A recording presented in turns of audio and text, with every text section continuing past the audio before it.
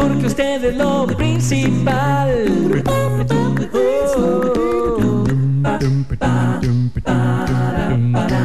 Sí. Hola, muy buenos días. Muchísimas gracias por acompañarnos en De Mañana con Monumental. Es un gusto para nosotros recibirle en esta mañana de 11 de septiembre. Qué rápido que va caminando este año, ¿verdad? Bueno, pero estamos felices de poder ofrecerles en esta mañana otro de los temas lindísimos de nuestras secciones que día a día pues preparamos para ustedes con todo nuestro cariño y con toda la expertise de quienes nos acompañan cada mañana, como hoy el caso del doctor Eduardo Ruiz. Doctor, ¿cómo está? Bienvenido. ¿Cómo te va? Muy bien, ¿y usted? Bien, gracias a Dios. Qué gusto tenerlo por acá, como siempre, y hoy tenemos un tema lindísimo que la semana pasada apenas nos sirvió para calentar motores. Apenas para calentar motores, ¿verdad? Yo creo que todavía, a ver si alcanzamos los 35,000 pies de altura. Exactamente, vamos a hablar nuevamente de la fidelidad. Perfecto. Esa práctica saludable, bonita, que brinda tanta tranquilidad y tanta armonía a muchas parejas que pues han decidido hacerlo así, ¿verdad? Vivir su relación de pareja con mucha fidelidad. Que de todas formas la mayor parte de nosotros vemos con buenos términos cuando se habla de eso. La mayor parte de nosotros cuando asume un compromiso espera eso de parte de su pareja, ¿verdad? Ajá. Pero cuando oyen al sexólogo hablar, pues no les gustaría que el sexólogo nos diera permiso, pero no para que mi pareja lo haga, sino para que yo lo haga. Eso no se vale. Qué diferente, ¿verdad?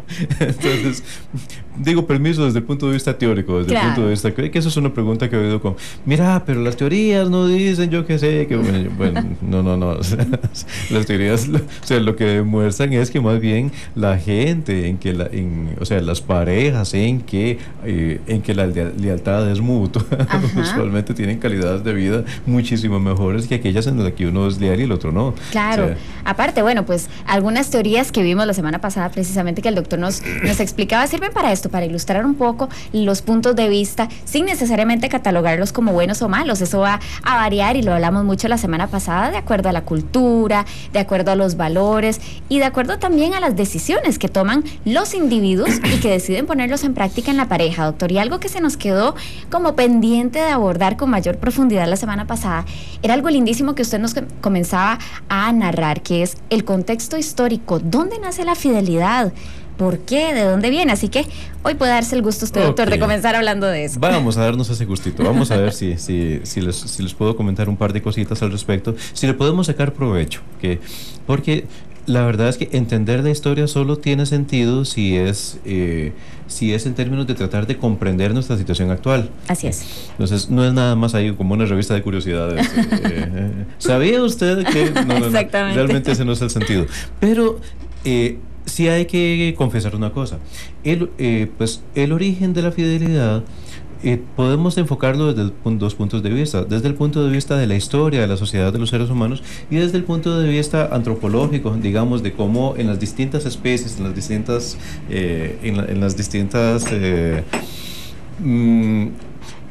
vamos a ver, se llama etología, en el desarrollo, digamos, de las distintas especies, se va dando lugar a qué tipos de especies eventualmente tienen prácticas monógamas, qué tipos de especies tienen prácticas polígamas, a qué especies les conviene eso, porque hay especies por las cuales su supervivencia es muchísimo mejor, o sea, las posibilidades de sobrevivir son muchísimo mejor, por ejemplo, entre los insectos, entre las ratas, por ejemplo, que las posibilidades de que la especie sobreviva son muchísimo mejor si son polígamas, y otras especies en las cuales las posibilidades de sobrevivencia son muchísimo mejores cuando son monógamas, como pasa, de hecho sea de paso, con el desarrollo del ser humano moderno. Les cuento un cuento de una vez. El hombre de Neandertal, que vamos a ver, si estoy hablando mucha paja teórica, me paras con todo derecho. Cuando intervengan los dinosaurios en la historia, doctor, yo le digo, no, doctor, por ahí no. Ok, mira, vamos a ver un par de conceptitos para ubicarnos todos, porque hasta hace poco, bueno, cuando yo estudiaba, como estos son descubrimientos tan recientes, cuando yo estudiaba en la universidad, todavía se pensaba que el hombre de Neandertal era una especie como de antecesor del ser humano, ¿no? Como que eran de las especies de homínidos, de las especies de seres humanos que fueron apareciendo antes del hombre moderno, antes del ser humano moderno. ¿de dónde te viene todo esto? Cuando se han hallado los distintos canos, no es nada más un montón de teorías trasnochadas, ¿okay? Es que de veras, los arqueólogos conforme van escarbando y encontrando cosas, se han encontrado distintos tipos se han encontrado que excavan y se encuentran en Pompeya cuando fue lo del Vesubio, todo ese montón de gente enterrada, entonces ya pudieron entender qué fue lo que pasó cuando lo de la explosión del Vesubio y yo qué sé. Entonces ellos van encontrando, y dentro de eso han encontrado algunos esqueletos que tienen forma muy parecida a lo de los seres humanos, pero con características distintas. Y cuando los estudian se encuentran que primero estaban en capas de la Tierra que correspondían a épocas muy remotas, y al medirlos con carbono 14 se dan cuenta de que eran seres que existieron muchísimo antes. O sea, que antes de que nosotros tuviéramos la forma actual, se han encontrado un montón de esqueletos, de fósiles, de gente que posiblemente era como éramos nosotros hace muchísimos años. Dentro de eso, eso de Neandertal se le puso así porque fue encontrado en la comunidad de Neandertal. Los nombres científicos, es curioso, no son tan originales como la gente piensa. O sea, la verdad es que suenan como muy rimbombantes, pero es lo más vulgar del mundo. Y tienen explicaciones súper simples. Sí, los científicos encontraron una glándula que está encima de los riñones. Entonces, ¿cómo le ponemos? Pongámosle encima de los riñones. Suprarrenales. Mira. Entonces, bueno, veras, o sea, lo mismo con esto que está explicando usted, doctor. Entonces, con Neandertal no es nada más, yo qué sé, que el nombre científico es, no, lo encontraron ahí, como si lo hubieran encontrado en el abuelito, se hubiera llamado el nombre del abuelito. Bueno, pero doctor, ¿en qué momento viene a aparecer la fidelidad? Porque esto es lo que nos llama mucho la atención. ¿Cómo podemos nosotros remontarnos a estas épocas que usted narra para explicar un fenómeno? No, es que... ¿Y qué tiene que ver toda esa paja con el asunto de la fidelidad? No, es que siempre hay una estrecha relación y eso nos llama muchísimo la atención, pero entonces yo soy muy ansiosa. ¿Cómo es que llegamos a la fidelidad? De una vez. Vieran los investigadores que han seguido la evolución esqueleto por esqueleto, capa por capa, se han dado cuenta de que el hombre de Neandertal no fue un antecesor exactamente del ser humano. O sea, más bien fue otra especie de homínido, otra especie de primate, pero que no sobrevivió como sobrevivió el de Cro-Magnon, el Homo sapiens, el hombre moderno, ¿no? O sea, como que nosotros venimos de una línea evolutiva diferente, y todas las comunidades de Neandertal, pues pareciera que no tuvieron la posibilidad de sobrevivir. Dentro de todo lo que han estudiado, pues se han encontrado varias cosas. Todavía se cuestiona si ellos habían sido capaces de desarrollar un lenguaje como el nuestro. La gente que examina los esqueletos se encuentra con que posiblemente lo que emitían eran más bien sonidos guturales, que les da la impresión como de que la forma en la que está hecho el esqueleto no pareciera que hubieran tenido una garganta capaz de emitir un lenguaje como el nuestro, etcétera, yo qué sé. Pero una de las cosas que más ha llamado la atención es que resulta que estas comunidades, el hombre de Neandertal era una cosa descomunal. O sea, la forma era algo así como por ejemplo los tigres asiáticos, ¿no? Que, digamos, su naturaleza es súper fuerte, súper robusta, no porque hagan pesas, sino porque de naturaleza son así. Resulta que en el hombre de Neandertal todos eran así como Mr. Universo. O sea, realmente eran una especie terriblemente fuerte, terriblemente robusta, más bien como muy capaz de enfrentar adversidades. Se podría decir, tal vez más fragilitos nosotros, ¿verdad? Esto hablando del hombre, ¿verdad? Sí, ambos sexos. Sí, él obviamente más como al menos en la naturaleza. La diferencia entre el voy a usar un par de términos, no me los malentiendan, entre el macho y la hembra en la especie humana, pero entiéndanmelo desde el punto de vista antropológico, no desde el punto de vista sociológico. Ha sido que más bien en el ser humano el macho es el que desarrolla gran musculatura, ¿no? O sea, el que en la cual una de las diferencias entre macho y hembra es su musculatura. Pues sí, tanto en el macho, pero hay una cosa curiosa, que ellos no tendían a crear clanes, o sea, los clanes no tendían a formar vínculos de pareja y no tendieron a formar grupos familiares. Las mujeres se hacían cargo de sus crías, los hombres hacían sus clanes, ellos se hacían cargo de la casa, las mujeres se hacían cargo de lo... ¿okay? Un modelo muy tradicional, sí, de aquellas épocas. Sí, de aquellas épocas. En eso, digamos, el que los machos se encargaran de la cacería y ellas del lugar, en eso compartimos, ¿verdad? Eso porque nosotros fuimos así también. Es más, fuimos así hasta hace como 5 minutos. Sí. Hasta hace como 5 minutos en la historia de la humanidad, ¿verdad? Ok. Pero ellos no tendían a formar vínculos sólidos entre el hombre y la mujer, ¿okay? No tendían a formar grupos familiares unidos, ¿okay? Y se piensa que ante las adversidades propias de la época, pues posiblemente la falta de cohesión en grupos familiares importantes, en que un padre y una madre se hicieran cargo de una cría y le ayudaran a sobrevivir, a desarrollarse, a aprender técnicas de cacería y todo ese montón de cosas, pues posiblemente fue determinante en que esa especie no tuviera el éxito que tuvo el Homo sapiens para convertirse en lo que hoy en día es el hombre, el ser humano moderno. Ahora, desde el punto de vista, digamos, esa parte arqueológica, hay una cosa que era la que quería comentar la vez pasada. El concepto de fidelidad no nació como un valor, que originalmente, más bien, cuando uno ve los orígenes históricos, más bien hasta nos parece vergonzoso la forma en la que se entendía la fidelidad, ¿no? Cuando éramos nómadas, cuando andábamos de pueblo en pueblo, viviendo de lo que apareciera, de lo que daban la tierra, etcétera, no habíamos desarrollado la agricultura, etcétera, éramos recolectores. En esa época, pues, no se habían formado núcleos importantes.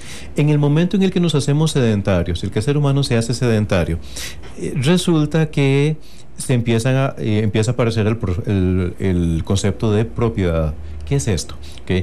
Resulta que si ya estamos sembrando tierras, bueno, es importante que hay una tierra que es la mía, donde yo cultivo, o sea, que esto que yo sembré es lo que yo me puedo comer, o sea, yo no me puedo comer lo que sembró el vecino, ¿no? O sea, y eventualmente, si pretendo comerme lo que sembró el vecino, me voy a llevar un garrotazo en la cabeza, ¿verdad? Ok. Entonces, resulta que ahí es donde empieza a aparecer el concepto de propiedad. El concepto de propiedad, y en el momento en el que aparecen, digamos, grupos familiares importantes, pasa una cosa curiosa, que es que, bueno, ¿quiénes tienen derecho de comer lo que yo sembré, lo que yo produje? ¿Ok? Yo y quién más. Bueno, obviamente mi pareja, mis hijos, ¿no? Ellos sí. ¿Y quiénes son mis hijos? En el momento en el que se establece esa pregunta, sí empieza a surgir un problema. La mujer tiene una forma muy fácil de darse cuenta de quiénes son mis hijos. Los que yo parí. Claro. ¿Ok? ¿Y el hombre? Ay, ahí se están en problemas. Ok, entonces la única forma históricamente en ese momento de que el hombre pudiera tener certeza de que los que están comiéndose mis elotes son de veras los elotes que yo siempre son de veras mis hijos, era de alguna manera exigiéndose, ojo que estamos hablando de una época de la historia en la cual no existía la anticoncepción. Nada de examen de sangre ni esas cosas. No es que la mujer podía llegar a hacer, o el hombre podía hacerse un ADN, ¿sí? O es que la mujer podía ir a la farmacia a comprarse unos Yasmín o jamás. No. En esa época, la única forma en la cual podía haber cierto control de cuál es mi grupo de pertenencia es exigiendo que ella solo conmigo puede tener relaciones sexuales. ¿Ok? Así que vean ustedes qué curioso. En ese momento la fidelidad nace como una imposición del hombre a la mujer, no como algo que compartimos mutuamente, o sea, no como un concepto de lealtad, sino como por razones económicas, por razones de propiedad, casi como una especie de relación de poder, más bien. Quitemos del casi, más bien en una situación de franco poder del hombre hacia la mujer, como fue históricamente, hasta hace muy poco, que hasta ahora viene variando, pero viene variando de una forma muy linda. No crean ustedes que ese proceso va lento. Un día que hablemos de machismo, patriarcado y ese tipo de cosas, podrían sorprender sorprenderse Ese ustedes es un tema bonito. de los soplados que vamos en ese sentido, Sí, sí. como sociedad, como civilización. Pero yo creo que cuando alguien se examina nuestra historia en el 2500, va a decir, pero ¿qué fue esto tan rápido? Desde 1940 hasta el 2010, vean todo lo que se cambió, lo que cambió la Claro, humanidad, por ¿no? dicha. Ok. Sin embargo, para lo que estábamos hablando, en ese momento, la forma en la que el hombre primitivo entendía la fidelidad era en términos de que la mujer no puede estar con otro que no sea yo. ¿Ok?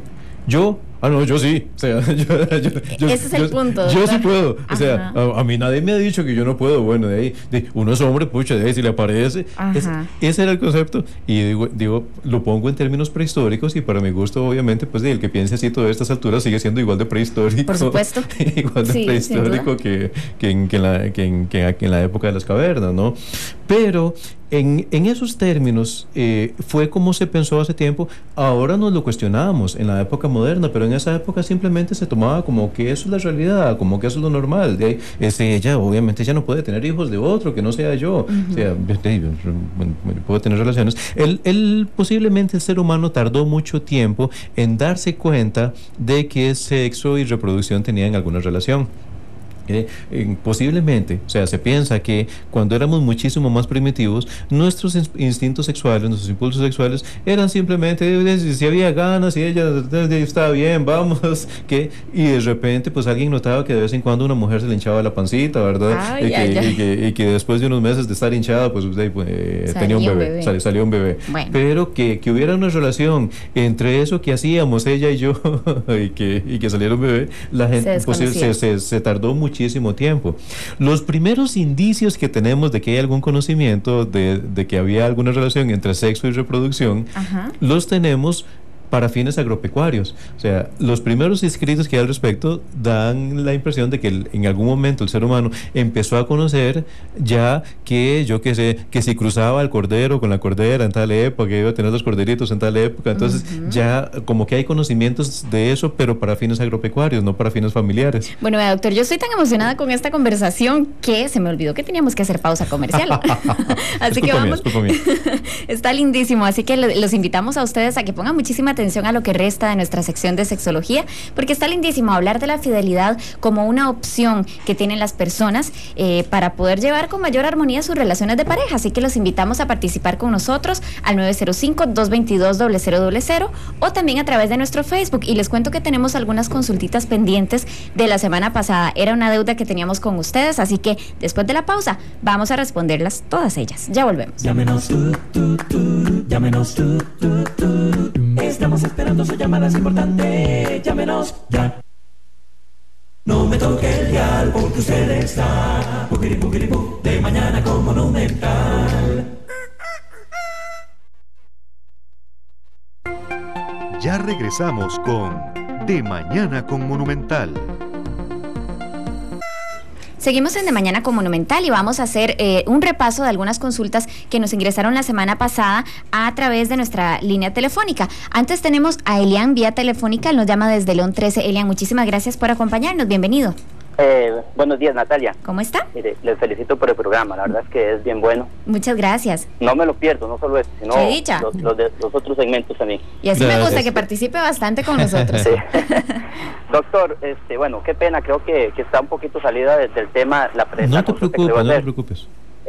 Yo soy pastor evangélico y en asuntos de sexualidad pues siempre le salen a uno diversas situaciones.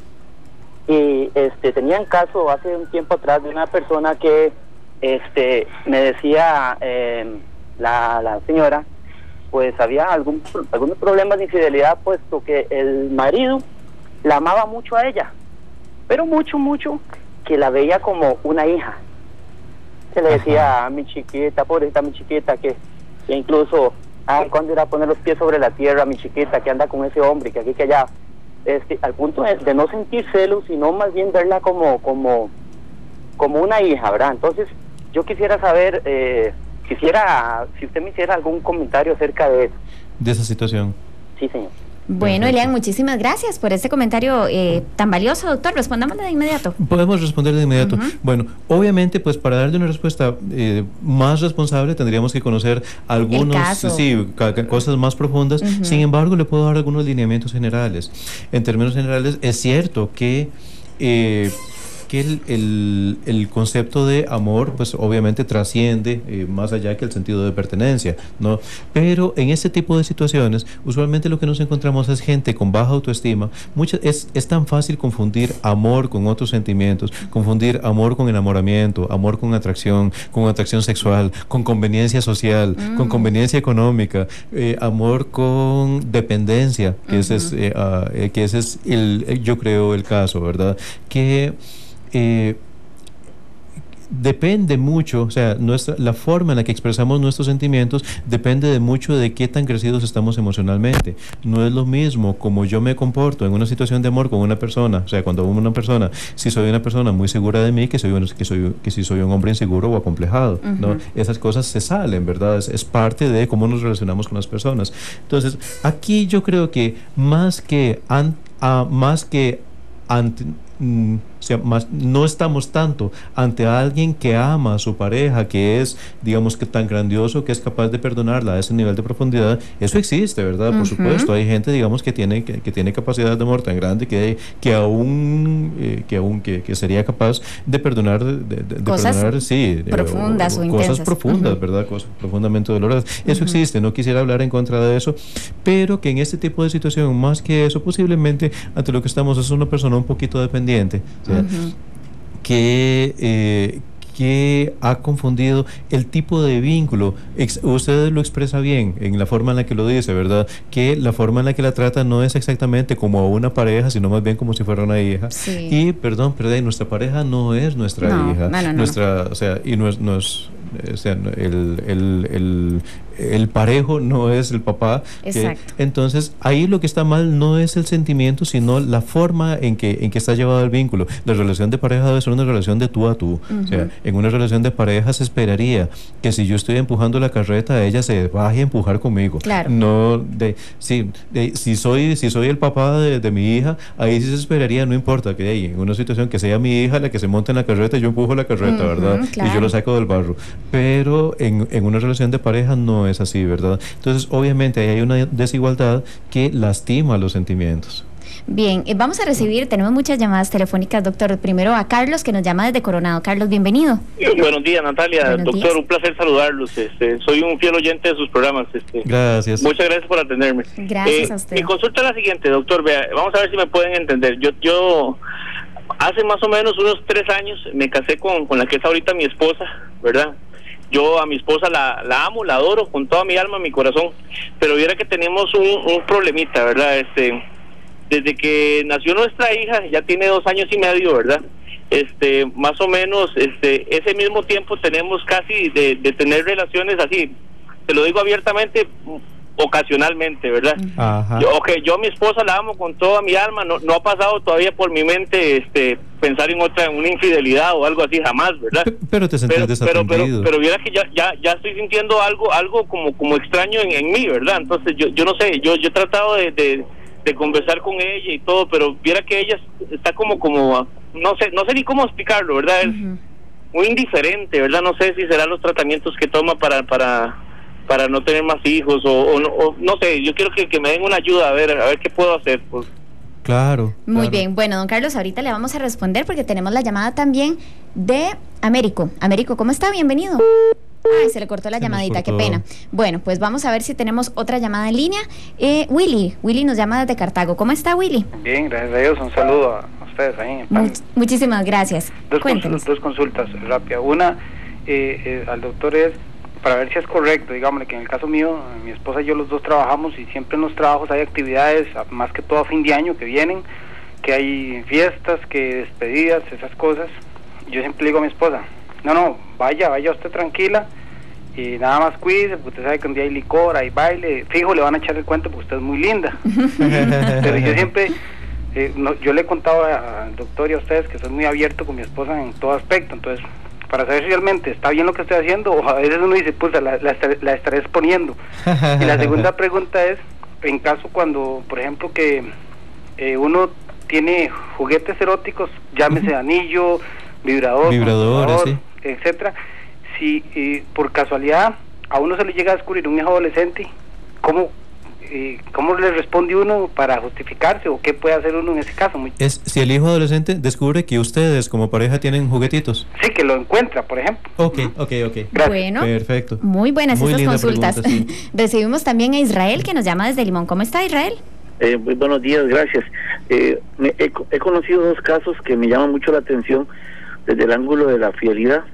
Una señora quedó viuda, su marido murió de un infarto, ella muy joven, quedó con 4 hijos, pero entonces creo que ella misma se impuso una fidelidad a su esposo difunto y así quedó hasta el resto de sus días. Y luego otro caso igual o similar, donde no es ella la que se impone la fidelidad a su esposo difunto, sino sus hijos, de que mantuviera esa fidelidad hacia la persona que ya falleció. Entonces son dos ángulos que pareciera que están inscritos en la mente de la persona. No sé qué sucede, pero tal vez le dejo la pregunta. Perfecto. ¿Cómo se entiende este accionar? Maravilloso está este comentario, don Israel. Gracias por este par de casos tan curiosos, tan fuera de lo común, ¿verdad, doctor? ¿Pero qué pasa? Y sí, son tan representativos de todo lo que queremos comentar, Así ¿verdad? es. De la profundidad de lo que queremos abordar. Exacto. Bueno, doctor, vamos a leer una de las consultas que nos quedaron pendientes de la semana pasada y las vamos alternando con las que estamos recibiendo A ver, ahorita.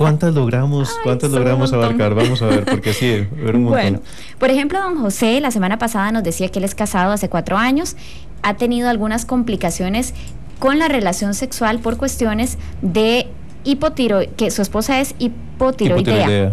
Sí, y su libido no es como él, como la de él, ¿verdad? Entonces nos comentaba que ha sido muy difícil porque él generalmente tiene mayor deseo sexual que ella. Esto no le ha dado pie para una infidelidad. Genial. Pero dice que es difícil, pues durante un mes tienen relaciones sexuales solamente 2 veces en promedio. Entonces nos pide algún consejito. Perfecto. Vamos a ver, vos me decís, Natalia, ¿contesto esta de una vez y después o llevo el orden que...? Contestemos esta y ahí bien, yo lo voy repasando perfecto, las y me contás las de ahorita para irle contestando a todos nuestros oyentes.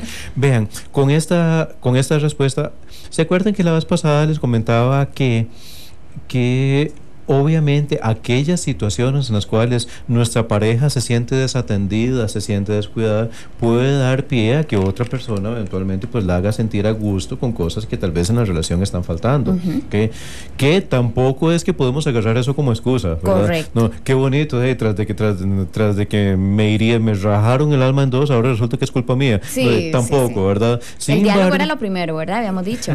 Sí, sin embargo, también, sí, claro, por supuesto, y es exactamente lo que le vamos a recomendar. Vieras que eso que a usted me le está pasando es lo natural, que si las relaciones están muy esporádicas, uno se empieza a sentir desatendido, uno se empieza a sentir, la relación se empieza a distanciar, se empieza a fraternalizar. Vean ustedes qué curioso. El componente más importante de una relación de pareja no es el sexo, el componente más importante es el amor, como lo hemos definido varias veces, aquella necesidad real y auténtica de que el bienestar de otra persona es indispensable para mí, un poco rápido, pero ya alguna vez hemos profundizado en eso. Perdona, Natalia, que te lo tiré en 5 segundos, pero perfecto. Sin embargo, lo que define a la pareja humana como pareja no es el amor, sino el sexo. Ahí esa sí te la barajo más despacio. Sí, por favor. Amor, proyectos de vida comunes, cosmovisiones compatibles, proyectos en común, etcétera, son cosas que yo puedo tener con un hijo, con una hermana, con mi secretaria, con una compañera de trabajo, con un amigo, esos sentimientos en realidad pueden llegar a ser perfectamente fuertes en otros tipos de relación de pareja. Lo que no hacemos con estas personas es irnos a la cama. ¿Okay? Y si termino yéndome a la cama, yo que sé, con alguien, con una compañera de trabajo, ya la relación deja de ser una relación laboral para convertirse en una relación de pareja. Totalmente. ¿Okay? Entonces, lo que define si bien el componente más importante no es lo erótico, sino el amor, ¿okay? O sea, uno no logra sostener una relación de pareja si lo único que se llevan bien es en lo erótico y alguno de los dos es un egoísta del carajo, ¿okay? Porque lo contrario del amor no es la indiferencia ni el odio, lo contrario del amor es el egoísmo, ¿okay? Otro día se las barajo más despacio. Qué bonito. Okay. Pero cuando uno de los dos es egoísta y en lo erótico no nos llevamos mal, no logras rescatar la relación, ¿ok? Pero eventualmente, como están ustedes, que ustedes sí se aman, pero lo erótico está fallando, sí se logra rescatar la relación, pero hay que ponerle porque la relación se empieza a fraternalizar, empieza a dejar de ser, empezamos a dejar de vernos como una pareja para convertirnos en especie de hermanitos, ¿ok? Y esa sensación hay que quitarla. Y de una vez les digo, muchas veces cuando una relación se ha fraternalizado, la gente tiene la sensación que es que ya acabó, que ya no servimos. He escuchado decir cosas como no, pero es que yo te quiero como persona, como amigo, pero ya no te quiero como hombre, o ya no te quiero como mujer, o ya no te veo como mujer. Eso le pasa a la gente que se ha fraternalizado, pero la buena noticia es que les tenemos desde la sexología, ¿okay? Vieran que no es difícil volver a erotizar a un vínculo que se ha fraternalizado. Cuando estás en ese plan, la gente lo ve imposible. La gente dice, no, ¿cómo voy a volver a sentir esas cosas que algún momento sentía si ahora te veo como un hermanito o te veo como una hermanita? Y vieran que no, vieran qué posible que es. Por supuesto, no es que siempre se puede, ya cuando hay demasiado resentimiento por medio, a veces puede ser que no se logre, ¿verdad? Pero vieran que es práctica usual en el consultorio de un sexólogo, una pareja que había caído en un vacío erótico terrible, volver a erotizarla, y vieran que el proceso se vuelve especialmente esplendoroso, especialmente lindo, y la gente recupera sus ilusiones, no solo dentro del erótico, sino en todos los campos. Entonces, esta situación que ustedes están teniendo, lo más importante, es normal que te sientas de alguna manera descuidado, no porque sientas que ella no te ama, sino porque sientes que la relación no satisface tus necesidades, que no es nada más la necesidad de tener orgasmos, eso no es nada más por orgasmos, por tener orgasmos pueden ser los que ustedes solos o solitos se produzcan, pero no es eso, es la necesidad de sentirse atractivo para tu pareja, de sentirse deseado, de sentir que jugamos, que nos acariciamos, que nos hacemos sentir bien uno al otro, todo ese tipo de componentes que realmente unen tantísimo la relación. Como a ustedes les está faltando eso, vieran que ahí sí le tengo una noticia, es muy poco probable que el hipotiroidismo sea la única causa. El hipotiroidismo sí causa problemas sexuales, pero cuando no está tratado. Pero el hipotiroidismo usualmente, si está bien controlado, si el nivel de TSH está normal, si la cantidad de Eutirox que se le está dando le mantiene en capacidad de ejercer sus demás funciones diarias, etcétera, usualmente el deseo sexual se recupera. Entonces tendríamos que ver que la posibilidad de que ella esté teniendo alguna dificultad que le esté impidiendo sentir el mismo apetito sexual, ya sea a nivel psicológico o ya sea hormonal, que no sea el hipotiroidismo, y corregirlo. Si es algo dentro de la relación que está funcionando como un estímulo sexual inhibitorio, si es algo de lo que estamos viviendo, mucho ojo, el hecho de que tengamos algo dentro de nuestra forma de llevarnos que nos deserotiza no significa que la relación no sirve, ¿okay? Puede ser, digamos, Natalia, que vos y yo somos pareja y que tal vez ya hace rato que la rutina que llevamos en la casa a vos se te hace terriblemente deserotizante. Eso no significa que la relación no sirve, pero que tal vez teníamos que hacer algo diferente para que las cosas, para ir desapareciendo de casa esas cositas que a vos te inhiben, ¿okay? Entonces, pescar exactamente qué le sucede a tu esposa, si es algo hormonal, si el hipotiroidismo no está bien tratado, si es algo que le está deserotizando, lo peor que podemos hacer es preguntarle, pero ¿qué es lo que te pasa? Porque ella no sabe qué le pasa, ella no te va a saber responder. Doctor, es un caso similar al que nos plantea don Carlos, ¿verdad? Que tienen una niñita que año y medio, creo que nos dijo que tenía 2 años y medio, él tiene 3 años de matrimonio, y bueno, pues yo creo que todo lo que usted acaba de comentar le sirve como anillo al dedo a don Carlos. Lo importante es resolverlo, no lo dejamos así. Muchas veces como tenemos la impresión que de lo sexual es algo banal, que es algo como secundario, que es algo, yo que sé, una caguetería, entonces tal vez lo dejamos como de último, y la verdad es que es fundamental en la calidad de vida de un ser humano. Voy a decir una barbaridad aquí, voy a hacer una crítica un poco, vean, tan lo consideramos banal que si ustedes tienen un segurito médico y van a consultar conmigo y me dicen, doctor, nos llenan los papeles del seguro, yo les voy a tener que decir, no, porque tu seguro no cubre sexualidad. O sea, puede cubrir mi consulta como internista. Sí. O sea, si vienes a consulta de medicina interna conmigo, pues perfecto, yo te lleno el seguro y el seguro te va a pagar tu consultita. Pero resulta que no, que los seguros, que si el problema es sexual, no te van a cubrir la consulta, como si los problemas sexuales de un ser humano no fueran parte de su salud, ¿verdad? Aún como humanidad no hemos evolucionado lo suficiente como para entender la profundidad del efecto que estas cosas pueden tener en la calidad de vida de un ser humano y de una pareja, ¿no? Pero bueno, estamos en el camino de ello. Me imagino, yo espero dentro de 30 años decirte una cosa muy diferente, ¿verdad? Perfecto. Pero lo importante a lo que voy con este comentario es, no lo dejemos de lado. Es algo que tiene solución. Lo importante es buscar la causa, entender qué me la tiene tan inhibidita, si es algo personal, si es algo de pareja, si es algo de sus vivencias diarias, si es algo hormonal, si es algo físico, qué es lo que le está sucediendo, resolverlo y que ustedes puedan seguir adelante con una vida como la que habían soñado. Perfecto, vamos a hacer una pausa comercial y ya casi regresamos con más respuestas a todas las consultas que ustedes nos están enviando. Ya volvemos. No me toque el dial porque usted está de mañana con Monumental.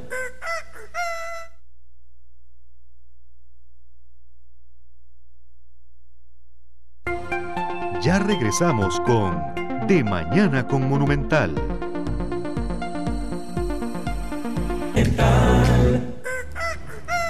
Seguimos en De Mañana con Monumental con muchas consultas y comentarios que ustedes nos han hecho llegar desde la semana pasada a nuestro Facebook. Por ejemplo, Carol Rojas, doctor, nos comenta: un gran hombre a quien admiro mucho me dijo una vez que la fidelidad es un valor fundamental sin el cual tarde o temprano cualquier sociedad colapsaría. Lo tengo muy grabado, nos dice Carol. Bueno, está muy bonito. Yo creo que es válido compartir esos comentarios también, no solamente consultas. Vamos a ver, y quién sabe cuál habrá sido el gran hombre, ¿verdad? Pero su comentario pues pareciera digamos, tener eco con lo que les conté del hombre de Neandertal, ¿verdad? Sí. Acá, obviamente, estamos hablando de una civilización que era más fuerte que nosotros físicamente y colapsó. Ajá. Bueno, vean qué bonito. También Rocío Marín Morales nos dice: qué felicidad es tener un compañero al lado por 27 años y tener la seguridad y la confianza de saber que siempre me ha sido fiel y yo también. Eso nos dice Rocío. Perfecto. Bueno, también Alex Briones nos comentó la semana pasada: la fidelidad, elige bien y sé fiel a tu pareja, así de sencillo.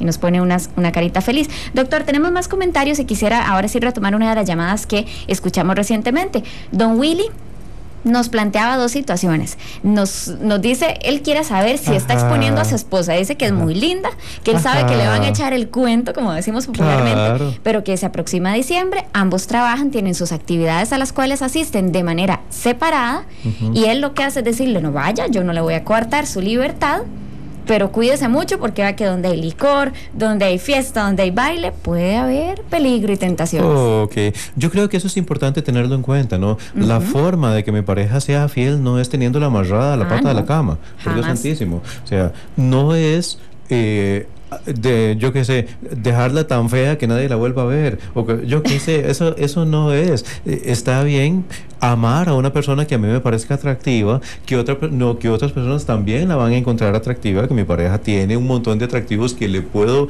y sería lo ideal que se los pase alabando toda su vida, ¿okay?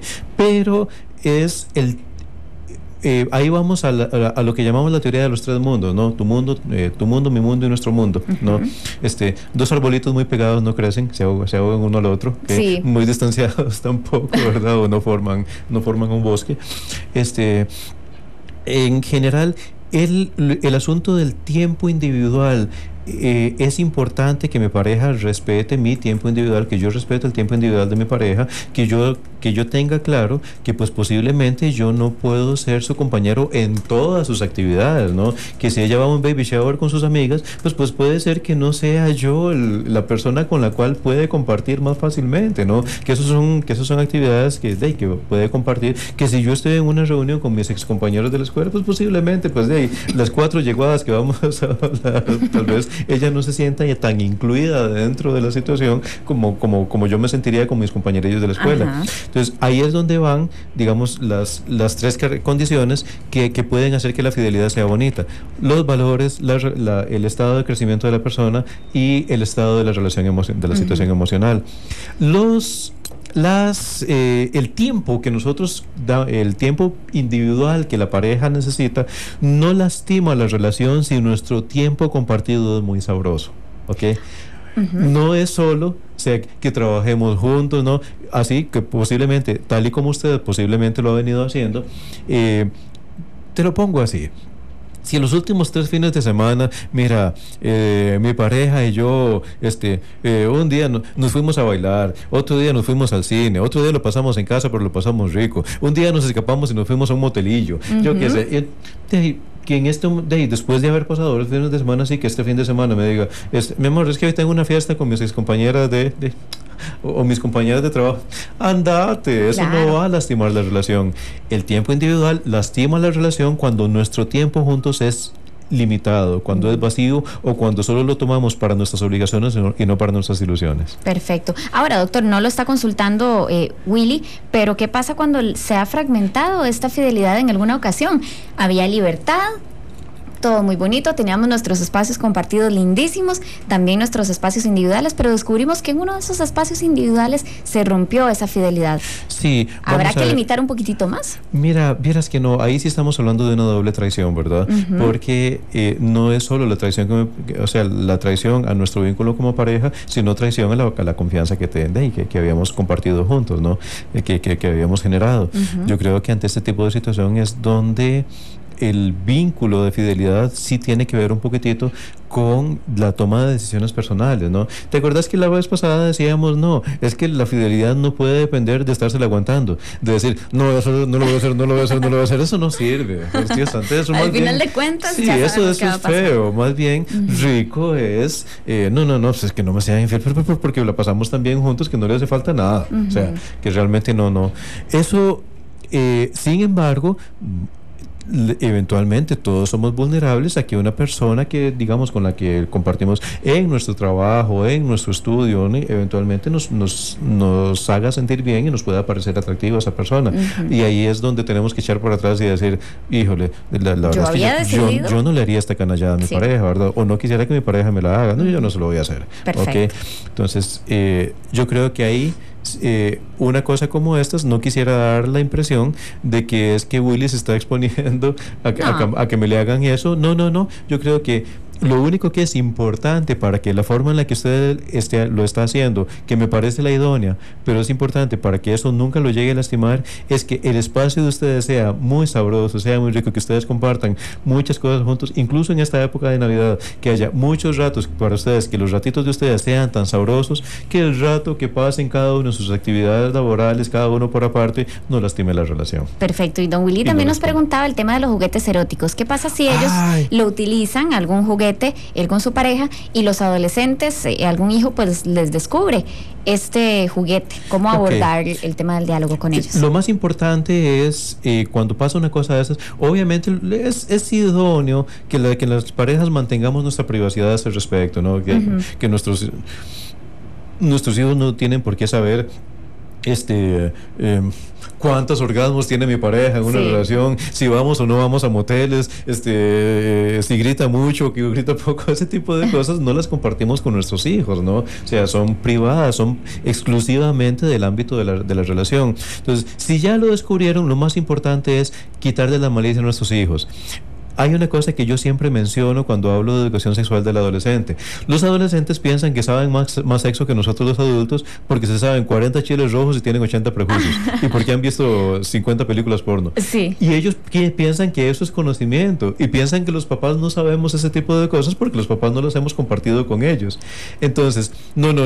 Nuestros hijos están tan llenos de prejuicios como nosotros o más, porque han oído un montón de cosas en la calle que a ellos les parece la verdad absoluta, pero la verdad es que muchas de esas son 4 caballadas, ¿verdad? Sí. Entonces, de ahí, si nuestros hijos encontraron una cosa de estas, encontraron nuestros juguetitos, es importante que nos sentemos con ellos a quitarles la malicia. De ahí sí, pues por supuesto, tu mami y yo nos amamos, jugamos, vacilamos, la pasamos bien, vemos a ver, vos le ves algo de malo a eso. Es más, cuando vos tengas pareja te recomendaría que hagas lo mismo, pero cuando tengas a alguien que te ame. Sí. Bueno, es un tema de diálogo, como siempre lo recomendamos, ¿verdad? Sí, y de diálogo y así, de tratar de quitarle a los chicos la malicia, ¿verdad?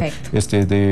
O sea, tu mami y yo no tenemos esa malicia, no la tengas vos tampoco. Las personas cuando nos amamos, jugamos y nos gusta hacernos sentir bien uno al otro. Perfecto. Así llanamente. Bueno, doctor, también podemos responderle a don Israel, que nos llamó desde Limón, nos comentaba los casos de cuando una mujer decide guardar fidelidad a su esposo difunto, y es un caso real que él nos comentaba.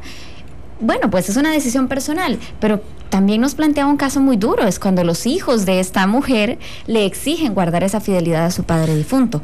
Ok, ahí lo que es importante es, ¿se acuerdan que la vez pasada les decía, en sexología tenemos una norma, decimos que lo más importante para serle fiel a alguien es primero ser fiel con uno mismo, ¿no? O sea, que realmente, pues, que realmente la fidelidad es porque es realmente una relación que hemos construido, con la que me estoy sintiendo a gusto, con la que estamos. No significa que es que yo que sé, que mi pareja tiene que poder satisfacer todas mis necesidades, tampoco, por Dios santo. Sí, ¿quién puede satisfacer todas mis necesidades? Si uno es un saco sin fondo de complejos y de carajadas, y a todos se nos sale de vez en cuando alguna necesidad que tal vez mi pareja no va a poder cumplir, ¿no? Tampoco. Pero ahí es donde vamos a esto, porque el cuestionamiento que tendríamos que plantearnos ante la situación que nos planteaba en Israel es cuánto de eso que estamos llamando fidelidad realmente es fidelidad y cuánto es más bien obediencia a normas externas o más bien la forma de expresar nuestros complejos. Mucho ojo con esto. No es raro que las personas usemos nuestros valores para justificar nuestros complejos.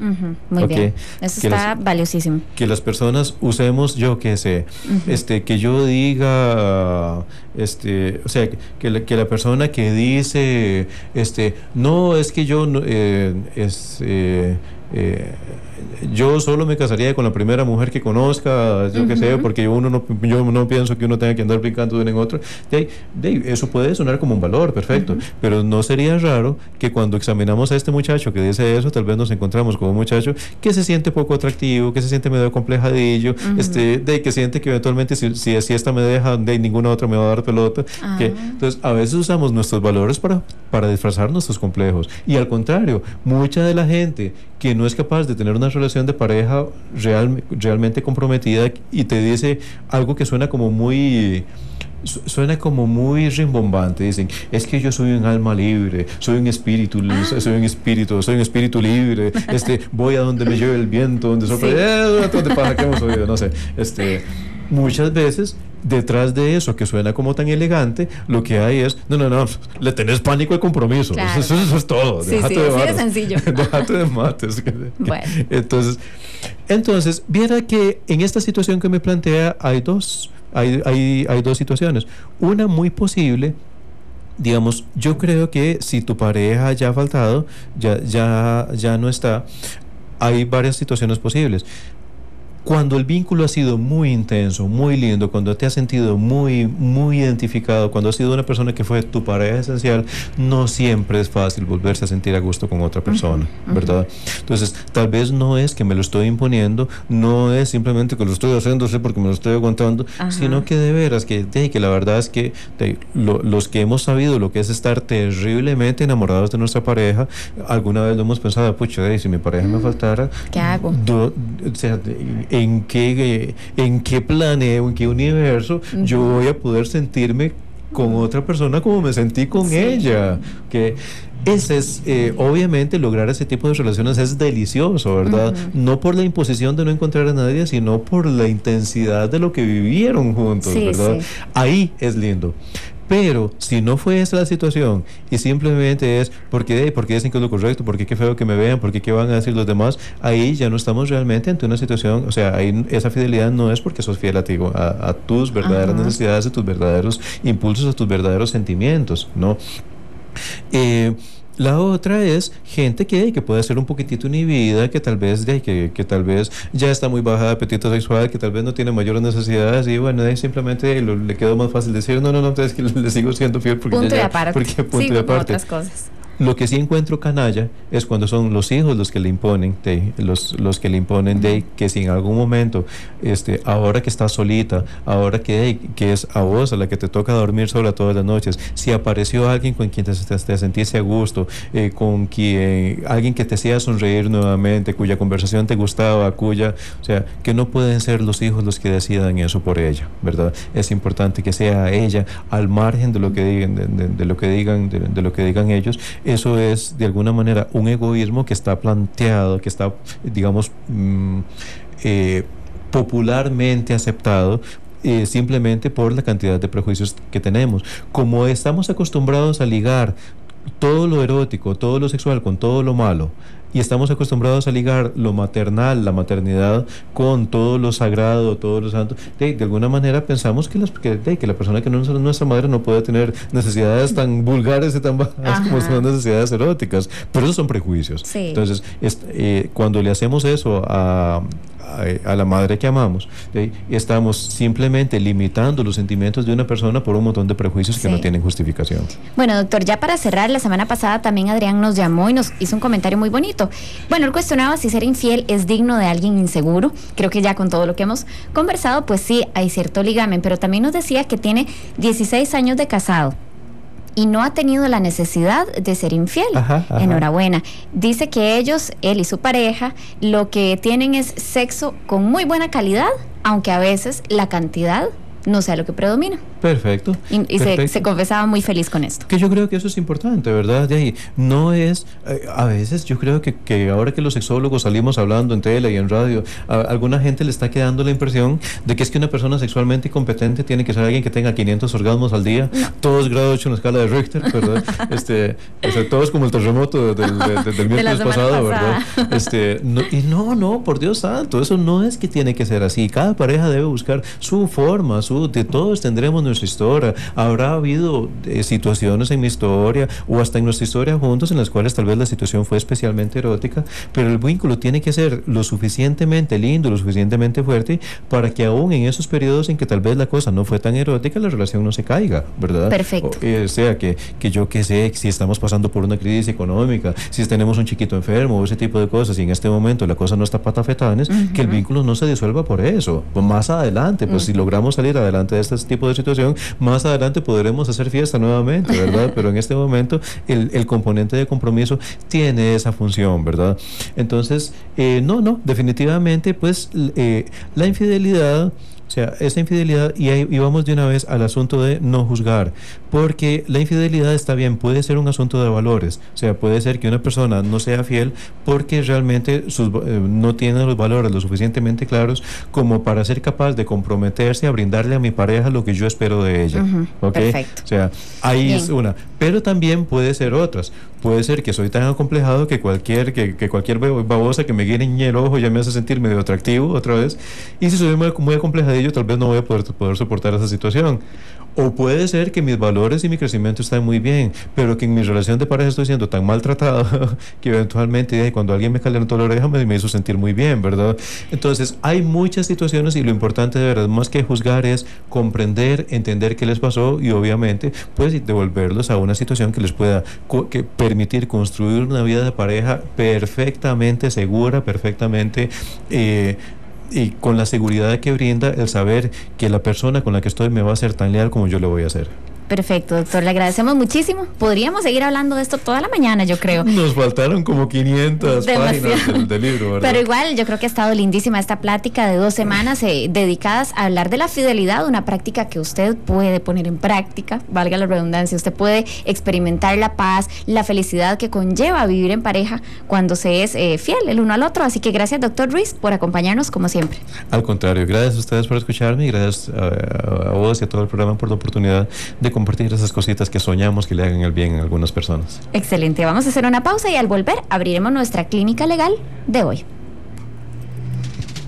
El doctor Eduardo Ruiz Munguía es nuestro colaborador en materia de sexualidad humana. Si tiene consultas o comentarios, puede llamarlo al 25 22 10 00 o visítelo en su consultorio en la Clínica Bíblica, en el 5º piso de la Torre Omega. No me toque el dial porque usted está de mañana con Monumental. De mañana con Monumental. Seguimos en De Mañana con Monumental y al ser las 10 de la mañana con 5 minutos doy la más cordial bienvenida a don Germán Mora, abogado que nos acompaña hoy para abrir la asesoría legal de este martes, en donde hablaremos de un tema muy interesante para todos. ¿Conocen ustedes o han escuchado ese concepto de el secreto profesional? Bueno, a veces uno ve que cuando la gente se va a confesar, los católicos van a donde el padre y sabe que el padre no tiene derecho a contar los pecados que le estamos diciendo, pero esto también debe aplicarse para muchas otras profesiones, así que hoy tenemos a nuestro invitado para hablar de cuáles son esas limitantes a nivel legal y ético que debemos de considerar a la hora de ejercer nuestro oficio o profesión. Bienvenido, don Germán, ¿cómo está? Muchas gracias, muy amable, gracias por invitarme, siempre es un placer y un gusto estar aquí, y lo que estás mencionando es más atinado de lo que vos te imaginas, porque precisamente son los sacerdotes los únicos que no pueden decepcionarse del secreto de la confesión. San Agustín, en el 367, yo no soy muy religioso, pero entiendo el temita, en el 367 decía que lo que sé por el secreto de la confesión lo sé menos que si no lo hubiera sabido. Entonces partimos de un hecho, y es que el secreto profesional es una institución legendaria absolutamente relacionada con la civilización. Y veamos por qué. Póngase a pensar usted si, por ejemplo, en el caso típico de un abogado que defiende a unos encartados, a unos delincuentes, a unos sospechosos, como ustedes los quieran ver, y resulta que en un momento dado hace manifestaciones de decir, bueno, los documentos que pueden comprobar el tráfico de drogas o el tránsito de capitales, de dinero, etcétera, yo los tengo y se los entrego al organismo de investigaciones judiciales. Es decir, si tuviéramos por abogado un soplón, el sistema se cae, o sea, la confiabilidad se cae. Realmente lo que se persigue, el secreto profesional, es precisamente ese sistema de confianza y confiabilidad, donde un profesional tiene que guardar reserva de lo que se indica. Sin embargo, mencionamos la palabra profesional, y el secreto profesional no solamente es para profesionales, sino que el 203 del Código Penal se refiere a todas aquellas personas que en razón de su grado, situación, condición, profesión u oficio tengan conocimiento de una información que deban de reservar, el sigilo, la discreción, el silencio. Eso, conforme pasan los años, uno como profesional empieza a hacerlo casi de manera intuitiva, pero al principio perfectamente podemos estar pensando en el mundo de las torpezas, lo cual conviene hablarlo en este tipo de cosas. ¿Por qué? Porque en primer lugar, el tema del secreto profesional puede provocar, para algunas personas, incluso si están en el mundo de las susceptibilidades de los caprichos, pero no es el profesional, en este caso, la persona que sería encargada de valorar. Vamos a poner un ejemplo. Y es el caso en el cual sucede, y ha sucedido mucho, por ejemplo, en Colombia y Venezuela, donde los certámenes de belleza son eventos extraordinariamente importantes. Entonces, si por ejemplo una reina de belleza, como sucedió en una ocasión hace algunos años, toda vez que hoy que una joven, una mujer, una persona cualquiera se ponga implantes o se haga transformaciones quirúrgicas, faciales o las que sean, pues eso no escandaliza a nadie, ni es ninguna noticia. Exacto. Hace algunos años el tema podía ser un poco más noticioso, y entonces cuando una reina de belleza anunció que ella era 100% natural, y salen fotos de ella en el antes y después de la operación, entonces eso es revelar secreto profesional.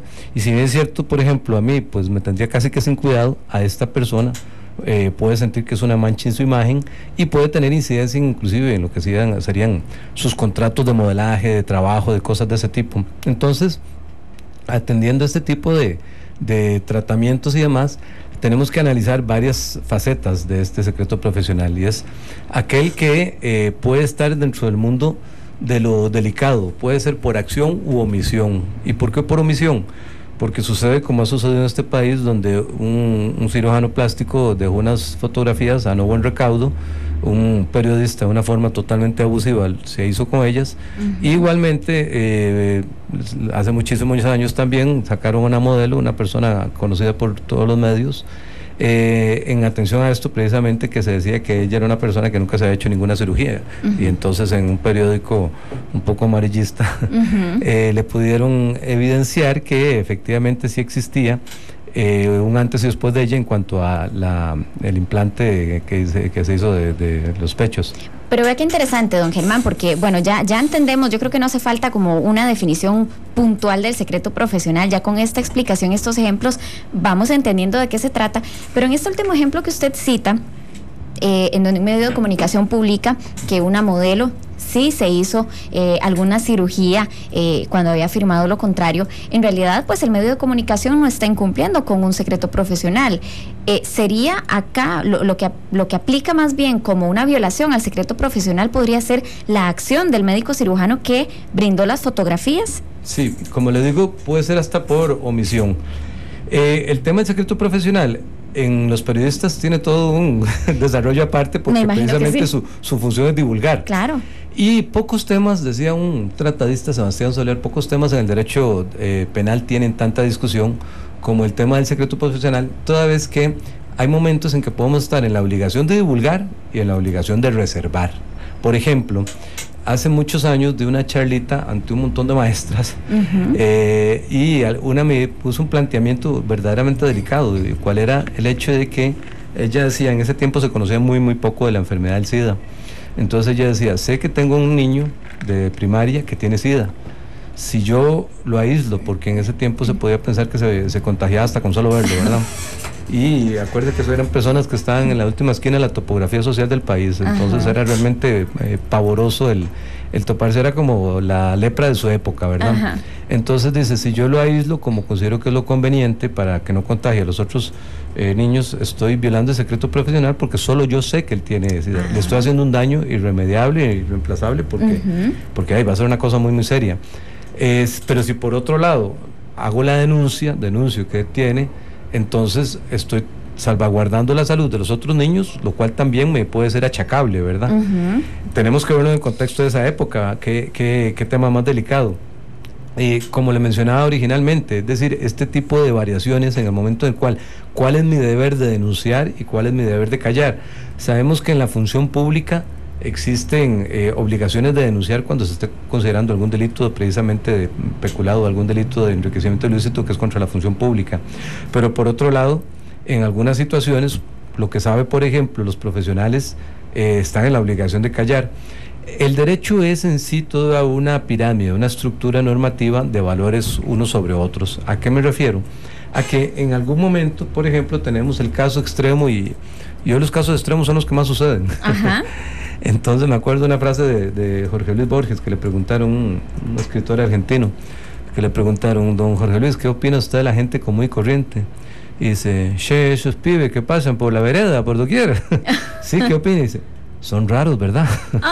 Entonces, al final de cuentas, lo ordinario, lo extraño, lo que más pasa de forma ordinaria.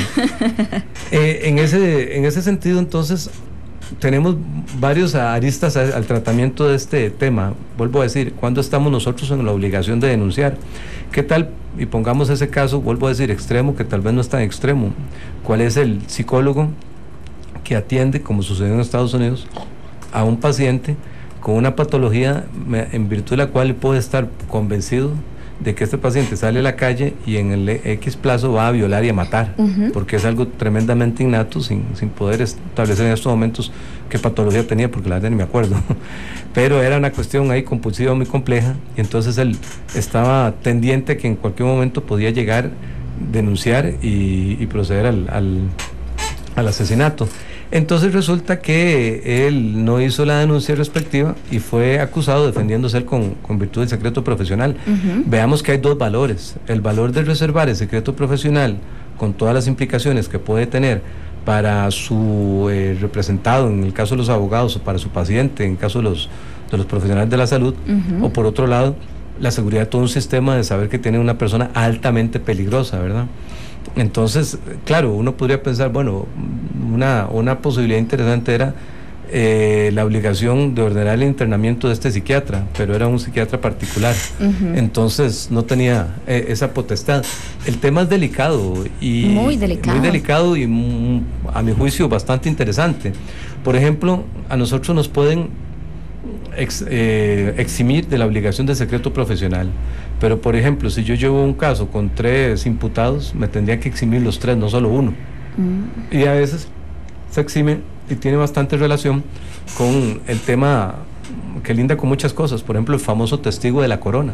Ajá. El testigo de la corona, que indudablemente, Natalia, seguro has escuchado en medios, en procesos, en juicios. Lo he escuchado, pero creo que es válido que usted aclare un poquitito el concepto de qué es el testigo de la corona. Vean qué concepto más interesante, porque se trata de aquella figura en virtud de la cual una persona que tiene una participación menor, y no me están viendo los radioescuchas, pero imagínense unas comillas. Entonces tiene una participación menor en un delito. En una participación delictiva, lo que hace es cantar a los demás, es decir, indicar y ponerse en posición de testigo, e indicar todo lo que los demás hicieron, cómo lo hicieron, cuál fue, y entonces es un facilitador de la justicia, pero bueno, un soplón, ¿verdad? Sí, pero no por eso inocente. Pero no por eso inocente, sin embargo... Recibe ciertos beneficios. Grandes beneficios. Yo creo que, Natalia, vos acabas de dar en la verdadera llaga del asunto. Veamos un caso hipotético, para no poner casos verdaderos que recién ocurren, ¿verdad?, en Costa Rica, y que los vimos en tribunales hará, creo que ni un año. Y estemos enfrentados al hecho de que, por ejemplo, tenemos una participación en virtud de la cual hay una banda de asaltantes y uno es el chofer. El chofer lo que hace precisamente es conducir el vehículo, tiene una participación menor, que es solo manejar, no mata, no dispara, no roba, pero bajo ese entendido, ahí llegó el cafecito, que salvado. Qué rico el cafecito de Chelita. Queso amarillo, por favor. Muchas gracias. Gracias, Chelita. Muy amable, gracias. Son cuentas separadas, ¿verdad? Son cuentas separadas. Usted tranquilo, aquí la casa invita. La casa doctor. invita, no, muchas gracias. No, se va a hacerse una mala imagen. Siempre invita a un café muy rico que nos trae doña Chelita, siempre, gracias. Entonces, esta participación menor que tuvo en este caso el chofer, el conductor, es el que da la posibilidad de que siendo un perfecto testigo, pueda ser el que delata a los demás. Entonces, vean que todo este tipo de manifestaciones, que si bien estrictamente nosotros no estamos dentro del mundo estricto del secreto profesional, hay una participación de él, estamos haciendo que quede como inocente no siéndolo, y simplemente la justicia lo está comprando. Sí. Entonces, desde el punto de vista ético, todo es como muy relativo, ¿verdad? Como en el derecho penal, todos son iguales, pero hay unos más iguales que otros, ¿verdad?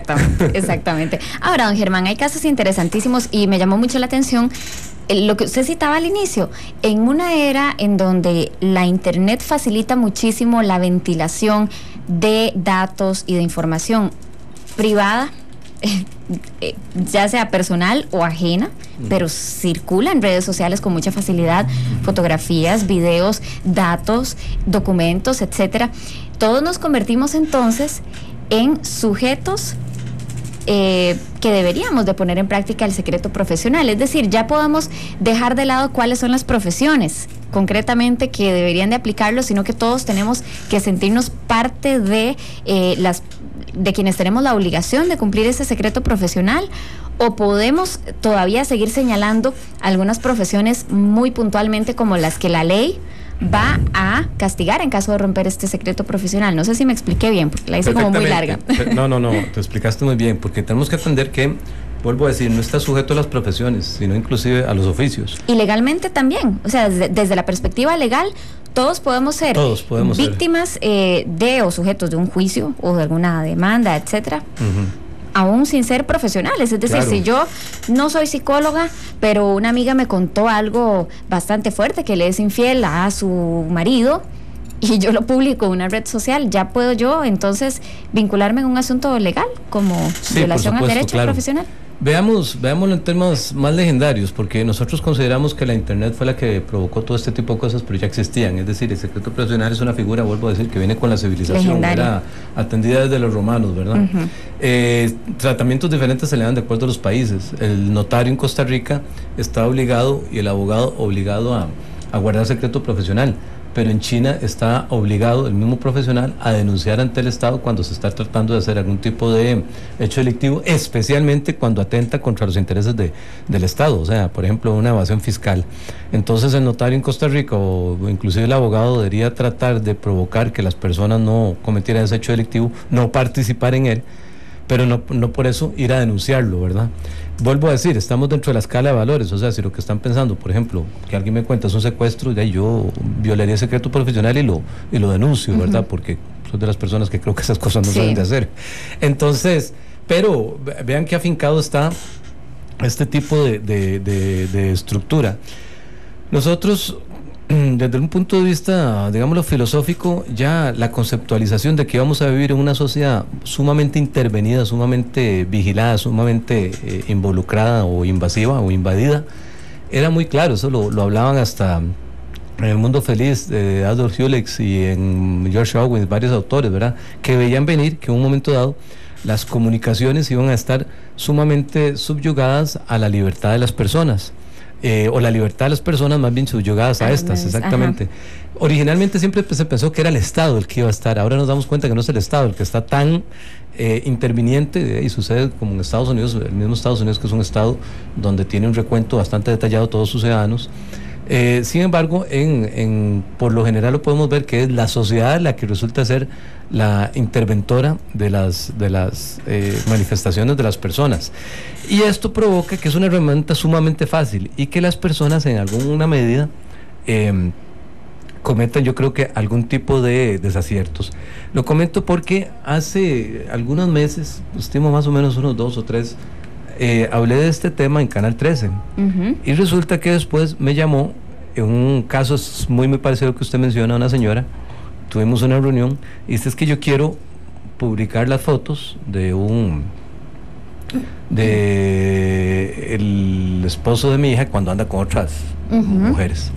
Entonces, por supuesto que es una cosa en la cual uno debería decir: señora, ¿por qué se quieta? Y, en fin, sí. Más allá de eso, porque cuando uno cree que le hace un daño a una persona, se le hace un daño a sí mismo, es decir, eso le haría un daño a su misma hija. Por otro lado, es un delito hoy por hoy, o sea, sí. Entonces, ahí tal vez no estaríamos tanto en el mundo del secreto profesional, sino en toda esta gama de tipos penales que vinieron, que son delito informático. Estamos, por ejemplo, en el caso de la violación de datos de personas, es decir, cuando yo tengo algún dato de una persona y le doy esa difusión que podría provocarle daño a esta persona. Entonces, y existe la posibilidad, tal vez no sea tan requete fácil como las personas creen, pero existe una posibilidad de poder determinar de qué computadora se mandó ese tal mensaje. Es decir, sí, da como sustillo, ¿verdad? Sí. Es decir, podemos estar en el mundo, y alguna mención hicimos en una oportunidad, Natalia, usted y yo, y que podemos estar en el mundo en el cual una persona considere que al irse a un café internet no va a tener recuento de eso ni demás. Posiblemente sea bastante difícil, pero sí es posible poder ubicar al delincuente en este caso. Y vea que todo puede comenzar casi que con una pequeña fechoría. Es muy parecido a lo que vos mencionaste. O sea, tu mejor amiga te cuenta que le está haciendo infiel al esposo y te enseña fotos con otro individuo. Bueno, en ese mismo momento, tal vez vos no eras tan amiga de ella, hablando hipotéticamente. Claro. Si quiere cambiamos de ejemplo, vamos, María Iguana. No hay problema. Hablando hipotéticamente, tal vez no eran tan amigas y resulta que esta agarra una de las fotos y la sube a la red. Bueno, no en balde, en estos momentos se ha discutido a nivel nacional y ahora supranacional, porque hasta que España llegaron ahora las manifestaciones en virtud de las cuales una persona denuncia a otra diciendo: ok, hay violación de datos de personas, el que publique y difunda copia, desvíe imágenes no autorizadas con peligro de daño a la imagen. Y el peligro de daño a la imagen, como comenzamos diciendo, tiene que verse en términos sumamente delicados. ¿A qué me refiero? Resultó que me mencionó ahora, antes de entrar, Laura, muy amable, conversamos siempre un poquito antes, y me dice: es que conocemos el caso de un médico que le tomó fotos a los pacientes y los subió a la red. Le digo yo: bueno, ahí, aparte de estar en esta violación de datos de personas, en ese caso en particular hay violación de secreto profesional. Hagamos un trato, don Germán, porque yo sí quiero enfatizar un poquito más en este ejemplo y ahora sí en ciertas profesiones. Yo creo que ya todo esto que hemos hablado en esta primera parte de la sección nos sirve para quedar claros en que cualquier persona, indistintamente de si es profesional o no, está en riesgo de verse vinculado con algún problema legal por revelar datos o revelar informaciones que se consideran privadas, es decir, violan este secreto profesional. Aquí aplica el concepto para todos. Pero al volver de la pausa, vamos a hacer énfasis en ciertas profesiones que ameritan un vínculo mayor con este concepto: los psicólogos, los profesionales de la salud en general, como usted está mencionando, un médico, ustedes los abogados, ¿Qué pasa con todos estos profesionales? Bueno, al volver de la pausa vamos a enfatizar aún más en estas profesiones específicas. Les recuerdo 905-222-0000 por si ustedes quieren comunicarse con nosotros, o también nuestro Facebook, porque ya tenemos algunos comentarios interesantes. Ya volvemos. Llámenos llámenos Estamos esperando su llamada, es importante. Llámenos ya. No me toque el dial porque usted está de mañana con Monumental. Ya regresamos con De Mañana con Monumental.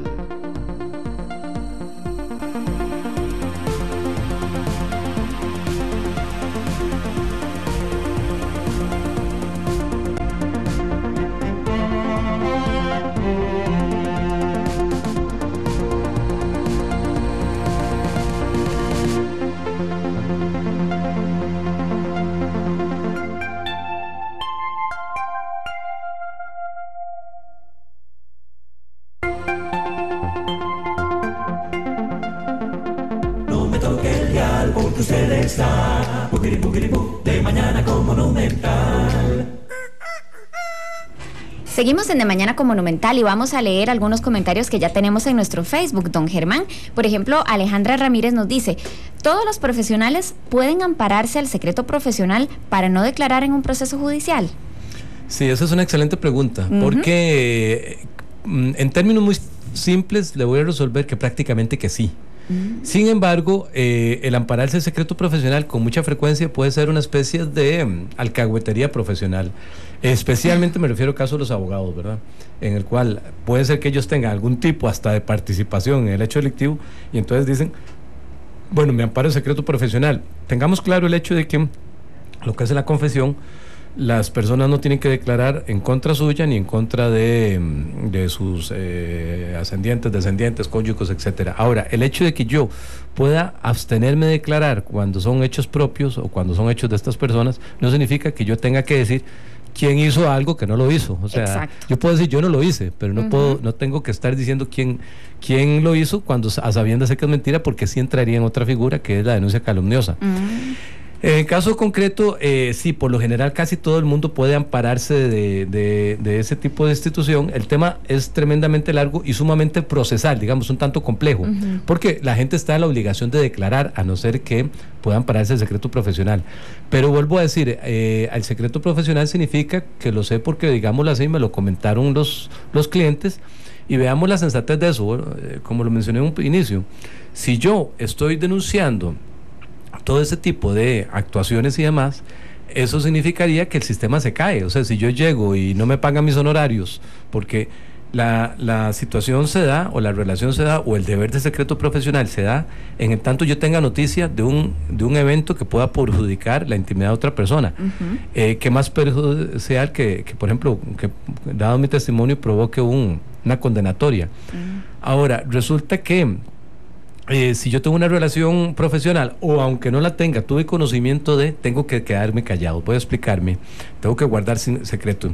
Voy a explicarme. Por ejemplo, si a mí converso con unas personas y dicen, bueno, nosotros lo que hicimos fue una estafa de esto, y administramos fraudulentamente y tuvimos una serie de situaciones y demás, y digo yo, bueno, mis honorarios son tantos, no, miren, no lo podemos pagar y demás, ahí se acabó la relación contractual, pero no significa que yo pueda revelar secreto profesional. Ni utilizarlo, mucho menos para un chantaje. Ni utilizarlo para un chantaje, por supuesto que menos, ¿verdad? Perfecto. Desde el punto de vista estatutario, llámese con esto, la responsabilidad disciplinaria o profesional que tienen los diferentes profesionales, el asunto es todavía muchísimo más delicado.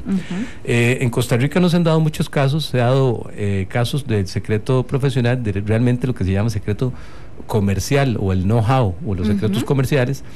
¿Cuáles son? Y vea qué delicado, igual, cuando son aquellos que yo concibo, que obtengo en atención a una elaboración, a un trabajo.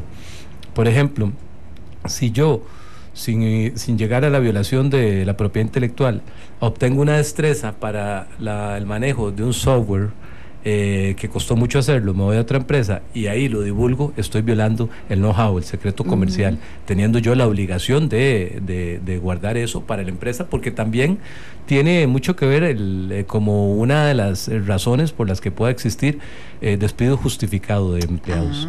Bueno, vamos a recibir una llamadita de don Ronald que vamos a ver, creo que nos escucha desde Tibás. Don Ronald, ¿cómo está? Bienvenido. Buenos días. Buenos días. Felicitarla por la conducción del programa. Muchísimas gracias. gracias. Muy joven y lo hace muy madura. Muchas gracias, don Ronald. Cuéntenos cuál es su consulta. Sí, tengo dos. Una es con relación a lo que el licenciado acaba de decir. Tengo entendido de que en el caso de los parientes lo que les asiste es un derecho de abstención. De acuerdo con el Código Procesal Penal y de acuerdo con la Constitución Política, pero eso no tiene nada que ver con el secreto profesional.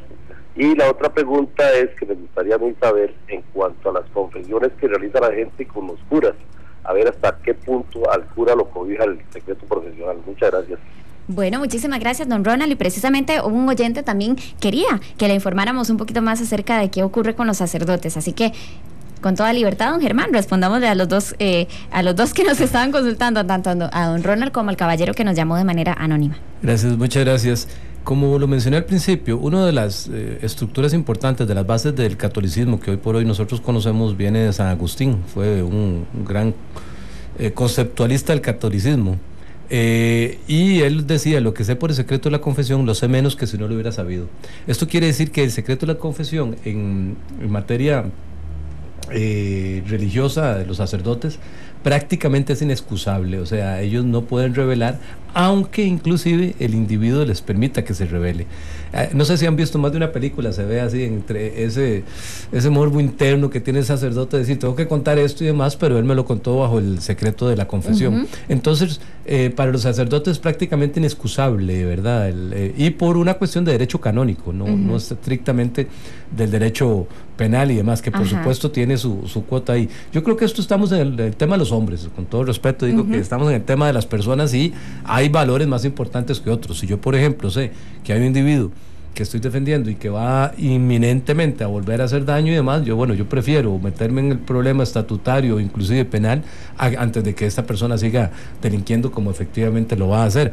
Eso fue un caso, les había mencionado que se las trajo, se mencionó mucho en los Estados Unidos cuando había un psiquiatra que sabía de la evidente e inminente amenaza de un paciente. Eso por ese lado, y vuelvo a decir, desde el punto de vista del secreto profesional no hay que ser profesional para el deber de callar, para mantener el sigilo de lo que sé, sino que puede ser personas que como dice el tipo penal, por arte, condición, situación o estado. Es decir, si yo estoy ahí, una partera, qué sé yo, cuando murió Marilyn Monroe, su empleada doméstica agarró todas sus infidencias y hizo un libro. Bueno, ella debió callar el secreto profesional. ¿Por qué? Porque aunque no era profesional, era meramente una empleada doméstica, una mujer que gozaba de toda la confianza y empezó a manifestar todo lo que ella sabía y demás, y la gente no nos damos cuenta de que eso es susceptible de ser demandados, de ser denunciados. Hoy por hoy, como lo mencionaste, existe el problema que multiplica tremendamente esta figura que estamos viendo, y yo soy, por ejemplo, muy quisquilloso en lo que se ponen en las redes sociales, porque dicen que en Estados Unidos ha aumentado más o menos como el 23% de los divorcios, y una de las causales es lo que me enteré en las redes sociales, porque ahora yo no creo que las personas sean más mentirosas que antes, la sociedad sigue siendo poco transparente, pero ahora hay muchas evidencias. Bueno, don Germán, también tenemos el comentario y consulta de Alex Briones. Él nos escribe, ¿cómo maneja un abogado el secreto profesional al defender a un violador de niños, sabiendo por pruebas que él es culpable? Bueno, viene el tema también de los defensores públicos, por ejemplo, ¿verdad? Que muchas ocasiones tienen esta labor, así que quisiera que usted le responda a don Alex Briones. Esa es una pregunta naturalista que todo el mundo pregunta, sobre todo es la duda común. La duda de lo que uno siente cuando entra a los primeros años de la escuela de Derecho y decir lo que es la justicia, etcétera. Mire, había una frase, creo que de Confucio, que decía más o menos que al bueno hay que pagarlo con bondad y al malo con justicia. Entonces, algo parecido. Salió bien, ¿verdad? Más o menos. Como el Chapulín Colorado, sí. No, más o menos. Entonces, eso quiere decir que hasta un violador merece una defensa. La defensa quiere decir que, pongámoslo porque así se estatutúe el derecho, o sea, los tipos penales tienen parangos, otros, o sea, formas de castigar. Si nosotros en un momento dado, por un delito X, para no mencionar tanto el de violación que es tan desagradable, ¿verdad? Tenemos que esta persona lleva o amerita una sanción, qué sé yo, pónganle usted de 15 años, y si se le pone 18, se está cometiendo una injusticia. Por supuesto que si es de 15 se le pone 5, también se está cometiendo una injusticia. Entonces, esto es una estructura, es decir, sobre la que se sostiene un sistema que se llama defensa. La legítima defensa que una persona tiene que tener, es decir, todo el mundo tiene derecho a un proceso.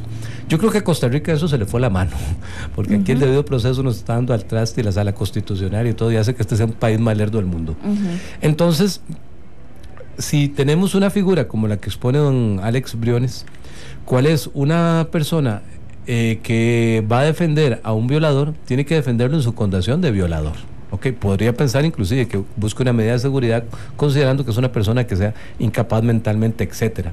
Ahora, algunos abogados lo que hacemos en esos casos es no defender. Es decir, usted lo menciona muy bien, Natalia, el caso de los defensores públicos donde les queda sin remedio, no hay elección, ¿verdad? Tienen que defender. Entonces siento que son personas que se empiezan a hacer como muy frías, son como los médicos, se empiezan a hacer como muy fríos porque les toca ver la parte más calamitosa del ser humano. Entonces, en este sentido, una defensa provoca el revelar el secreto profesional. Tan es así que esas manifestaciones que podría dar el abogado por el conocimiento que tiene, a lo mejor ni muy válidas son, ni muy decisivas son, porque en un proceso penal se va a investigar en teoría la verdad de los hechos, no lo que le contaron de los hechos. Pero vuelvo a decir, si nosotros no sostenemos esta defensa bajo estas consideraciones, ¿cuáles son? El secreto profesional, se cae el sistema. ¿Quién va a confiar en un abogado cuando sé que lo que yo le puedo contar después se lo va a contar a otras personas y demás? O sea, pese a que provoca a irrespetar este derecho profesional, no necesariamente lo va a justificar. Es decir, es como una invitación a hacerlo, pero no se realiza por las razones obvias que usted está citando. Sí. Por ahí. Bueno, cuéntame, explíqueme usted mejor. Yo me hice un enredo. No, en realidad, no, sus apreciaciones siempre son muy adecuadas y muy interesantes. En realidad, tal vez lo que tenemos que tener claro es eso. Vuelvo a decir, imagínense que si a nosotros nos dan cualquier tipo de información, el arma humeante, o nos dan, qué sé yo, con una llave maya, un montón de información donde se ven el traspaso de fondos de una empresa a otra para determinar una quiebra fraudulenta o una administración fraudulenta, y yo inmediatamente al organismo de investigaciones judiciales, como por ejemplo por mi absoluta y exacerbada rectitud, bueno, estoy siendo recto con un tipo de justicia, más no recto con otro tipo de justicia. ¿Cuál es la justicia que merece una persona que se le defienda y se le defienda dentro de los parámetros que indica la ley, que no son aquellos que evidenciar o manifestar todas las pruebas que pueden estar en su contra? Entonces nosotros, vuelvo a decir, se caería el sistema de la defensa si nosotros estamos comentando todo ese tipo de cosas. En el caso, por ejemplo, de los médicos, lo que tiene que ser tutelado ya no es tanto la defensa, sino en el caso de los médicos es la intimidad, la imagen de las personas. A veces revelan una enfermedad, un médico, o se pone en este sistema de datos de personas que se tiene mucho, y por esa enfermedad provoca que una persona no le den un trabajo. Entonces, qué sé yo, que tenga algún tipo de epilepsia, cosas de ese tipo. Entonces, no, yo no quiero contratarlo a usted porque pude meterme en la red social o pude meterme en una red de datos, en una empresa privada, y veo que usted tiene epilepsia y en cualquier momento de ahí lo que tiene que cargar son cosas muy delicadas, etcétera, entonces no le doy el trabajo, Esa evidenciación, esa puesta en evidencia que hizo probablemente algún médico pueda causar daño, y vuelvo a decir, es un daño que puede ser vulnerado desde el punto de vista sentimental, lo que llaman daño moral. ¿En qué sentido? En las fotos que se sacó, según entiendo, no me consta, de un paciente por parte de un médico que los puso en las redes sociales, esa forma peyorativa a veces de decir, eso es absolutamente castigado, sea él o no médico en primer lugar, porque estaba ahí en condición puede ser de su ocupación, puede ser hasta un enfermero. Sí. Y por otro lado también estamos en el mundo del cual esto estatutariamente es muy punible, y cuando digo estatutariamente, es decir, el colegio de médicos muy probablemente tiene que haber abierto una investigación en ese sentido. Perfecto. Este ejemplo es real, ocurrió hace algunas semanas. Ustedes recordarán un estudiante de medicina que pues hizo algunas publicaciones, no solamente de palabra, que pues fueron ofensivas, sino en este caso fotografías, la publicación de fotografías de lo que estaba ocurriendo durante su turno en una guardia médica. Y bueno, pues esto obviamente por tratarse también de niños, porque las fotografías eran de niños, pues pone en evidencia alguna violación a este secreto profesional también. Vamos a recibir a Danco, que nos está llamando, él va en carretera y bueno, se detuvo un momentito para hablar con nosotros. Danco, muchas gracias por acompañarnos. Hola Natalia, buenos días. Buenos días. Licenciado Briones, un gusto. Natalia, bueno, felicitarte por esa magnífica, por ese magnífico espacio que estás en este momento abriendo. Muchas gracias. Aparte, pelando el ojo, un viejo amigo de Normal, ahí se puede decir que hoy llamé. Ah, qué bueno, muchas gracias. Preguntarle a Danco y su acordeón, él se acuerda.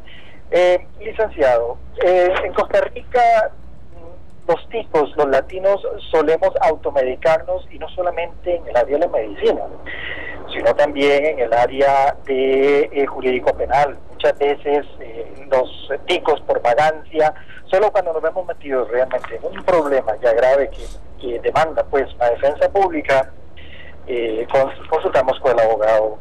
Y en esto quiero ser muy respetuoso con mi criterio, doctor, si me lo permite. Luego, doctor, porque las leyes realmente la miraban, y usted lo sabe muy bien, en derecho romano, las leyes lo miraban los doctores en filosofía. Usted lo sabe muy bien lo que le estoy hablando, y el derecho presocrático y todo. Y a veces las personas, qué difícil es defender lo indefendible. Cuando un caramba se había matado a otro, y hay todas las pruebas, y hay todo al favor de él, y todo apunta a que efectivamente fue él, fotos, esto, lo otro. Y qué difícil es, con todo respeto, licenciado, ponerse en su lugar, sabiendo que tiene todo el agua aquí dentro del barco y que se va a hundir.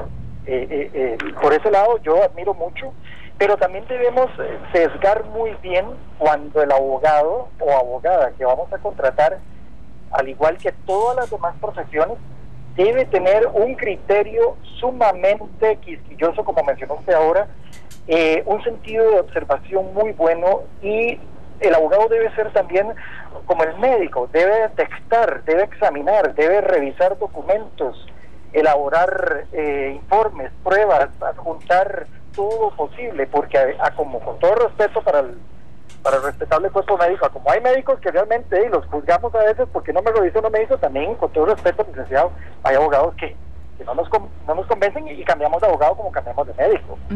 Entonces, defender lo indefendible es grave, y le digo, licenciado, porque esto ocurre con mucha frecuencia, y hay casos y cosas que se pierden delante de la corte, delante del fiscal, o hay fiscales que son tremendamente astutos y saben cómo inyectar veneno al juez, y el pobre abogado, como es gran médico, ¿verdad?, que a veces llegan enfermedades y patologías que no logra desentrañar, y el pobre abogado a veces se queda como quien dice, voy a consultar con otro colega.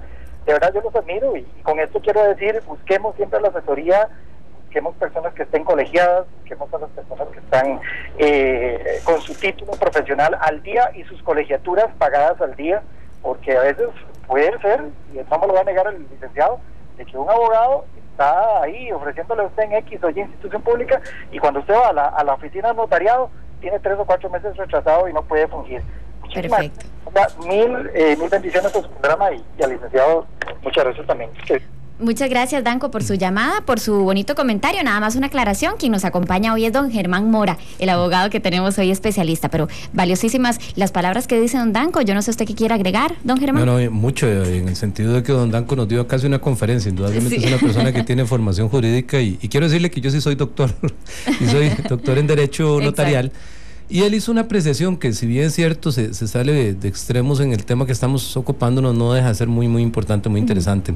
Precisamente mi especialidad es el derecho notarial, y esto provoca que los análisis que él haga sean absolutamente válidos. Por ejemplo, él mencionó como un médico, cuando un médico ve un caso, le da un estudio, igualmente tiene que ser un notario de este caso que redacta los documentos, darle un estudio a la situación, y no ponerse a decir nada más 2 más 2 son 4, es decir, Juan le vende a Pedro, sino hacer todo un análisis, todo un estudio del documento, todo un estudio de los antecedentes del documento, de las posibilidades de que ese documento se inscriba, porque nosotros no podemos hacer una escritura pública sin la inscripción correspondiente a ese documento. Dicho sea paso, quiero saludar a la licenciada María Fernanda Guzmán, que es fiel seguidora de este programa y que fue alumna mía hace poco y muy interesada en este tipo de temas. Entonces aprovecho para mandarle un caluroso saludo.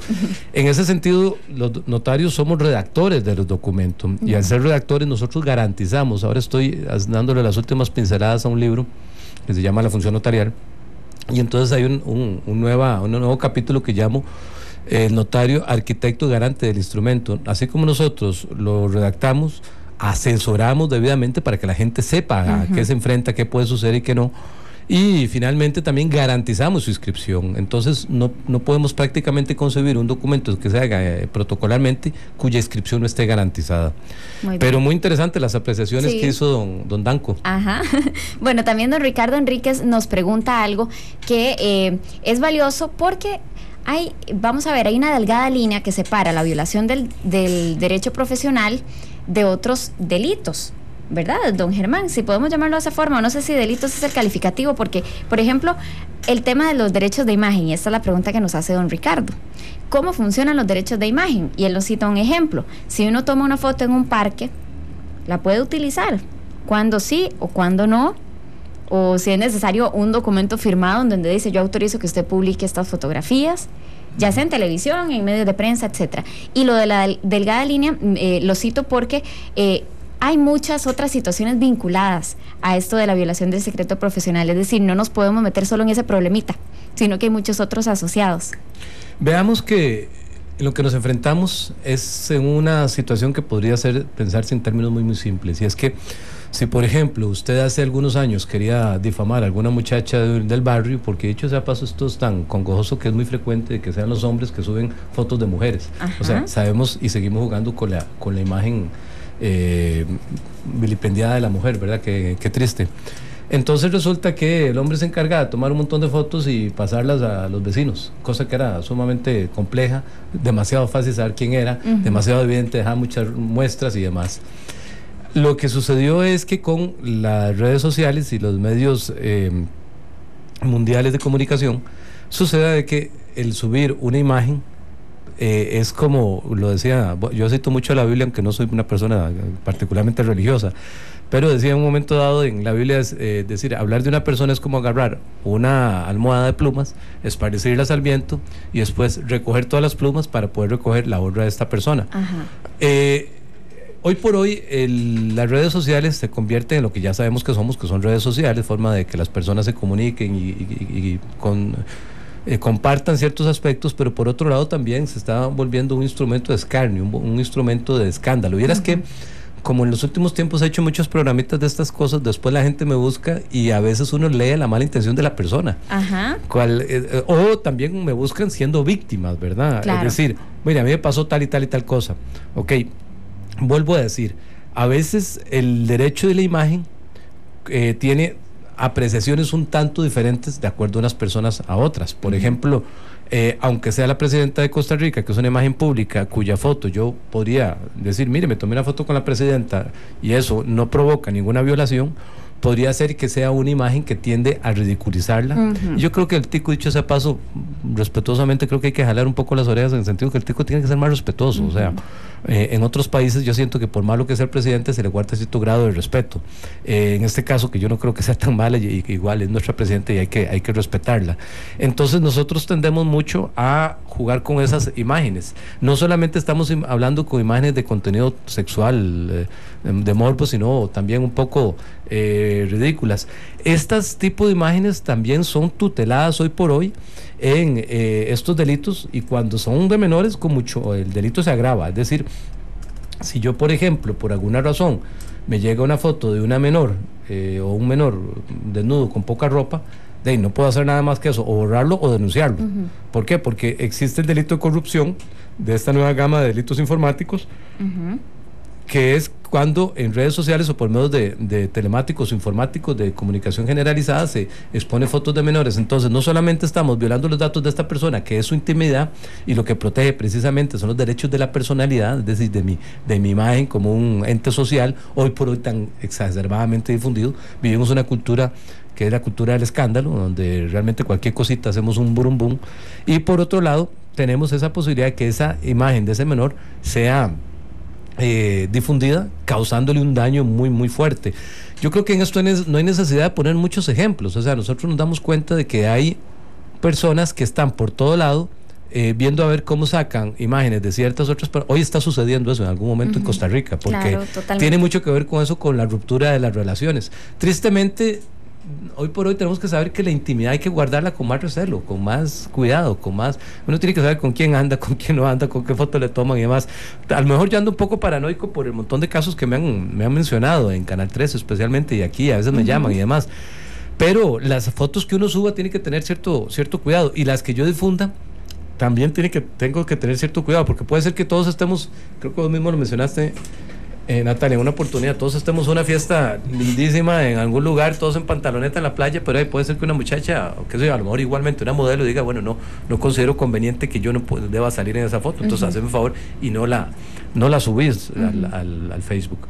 Entonces es un tema muy delicado, que puede traer muchas consecuencias, que puede traer mucho daño, que tanto ese ser que cree que tiene esa morbosidad, vean que yo siento que lo que hizo este médico muy joven inició siendo una torpeza casi infantil, y ahora está expuesto a un problema que yo considero que es muy serio, y es muy serio porque puede estar expuesto a un problema penal e indudablemente a un problema disciplinario, porque tendríamos que analizar si el cuerpo médico quiere incorporar a un médico que tenga ese tipo de condiciones, o sea, que de ese tipo de manifestaciones. Ojalá se viniera un tsunami, ¿en qué cabeza le cabe eso? Sí. Parecer una tontera semejante. Bueno, y eso tuvo algunas consecuencias, don Germán, y yo quisiera que en estos 2 minutitos que nos quedan ya para cerrar el programa, usted nos señale las principales repercusiones a las cuales se tiene que enfrentar una persona que conscientemente está violando el secreto profesional, indistintamente de lo que realice, llámese ciencias de la salud, abogados, sacerdotes, etcétera.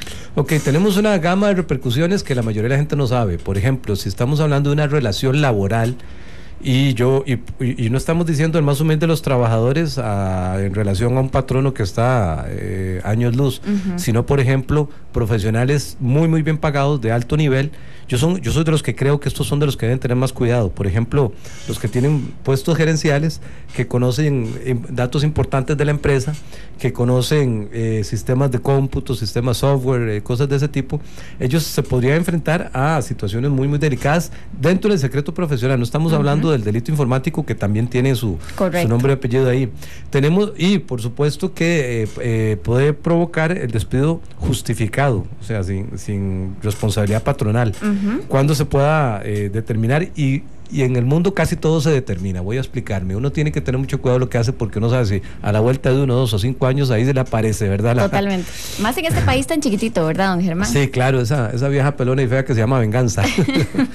Y por otro lado tenemos también el hecho de que el 203 nos está hablando hasta 6 años de cárcel para la persona que viole el secreto profesional, pero donde se da muchísimo más es denuncias a nivel disciplinario. O sea, por ejemplo, que se hacen contra abogados que han indicado, digamos un caso que conozco contra un notario, donde llegó un señor que quiso hacer un testamento bajo todo el sigilo y el respeto y el silencio del secreto profesional. No quería que nadie supiera, y el abogado empezó a decirle a sus hijos, viste que no te tocó nada. Al señor se le armó un burumbum grandísimo. Ay. Y entonces fue denunciado y fue sancionado disciplinariamente. Se da mucho ese tipo de cosas. Hoy por hoy existen hasta contratos de confiabilidad y de sigilo, mediante el cual la persona, cuando conoce algo en este secreto comercial, está en la obligación de callar. Entonces yo sí considero que es importante tener mucho cuidado con lo que uno publica. Hoy por hoy es un delito, ver que no sea una imagen que pueda ofender a alguien, que pueda causarle perjuicio. Desde ese punto de quisquillosidad puede ser que para esa persona sea, para mí no me importa. Sí, ¿verdad?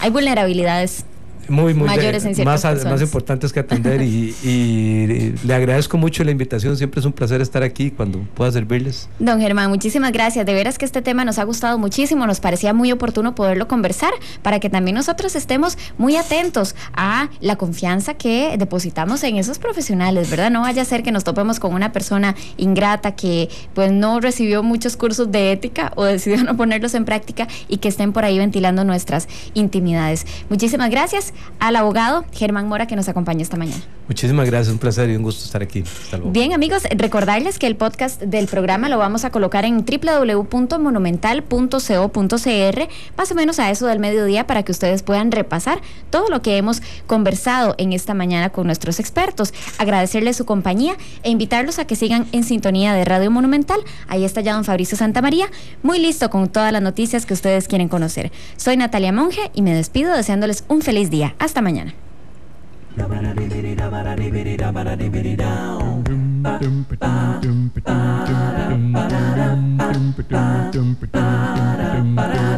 De mañana con Monumental, porque usted es lo principal.